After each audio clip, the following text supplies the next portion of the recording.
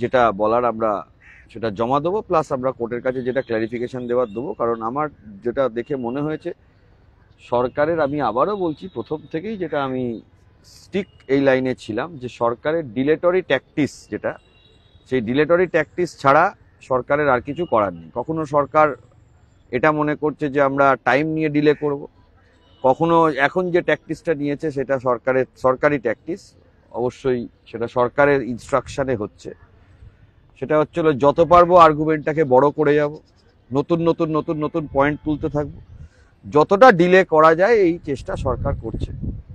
আমরা সেটা যখন আমাদের আবার টার্ন আসবে তখন ডেফিনেটলি আমরা সেটা বা কোর্টকে জানাবো, এবং সেটা যেটা জবাব দেওয়ার আমাদের তরফ থেকে সেটা জবাব দেওয়া হবে। এই ডিলেটরি ট্যাকটিসটার এটা কারণ হচ্ছিল যতটা পরিমাণ গুলিয়ে দেওয়া যায় বা যতটা পরিমাণ এটাকে চেঞ্জ করে অন্য কিছু একটা চেষ্টা করা যায়।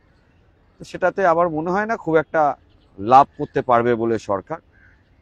জজ সাহেবরা সময় দিয়ে মামলাটা শুনেছেন, যথেষ্ট সময় দিয়েছেন।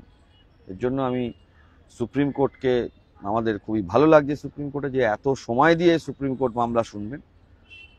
আগামী মঙ্গলবার দিন মামলা হলে তার জবাব আমরাও দেবো। কপিল সিব্বল স্যার কি বলেন দেখি।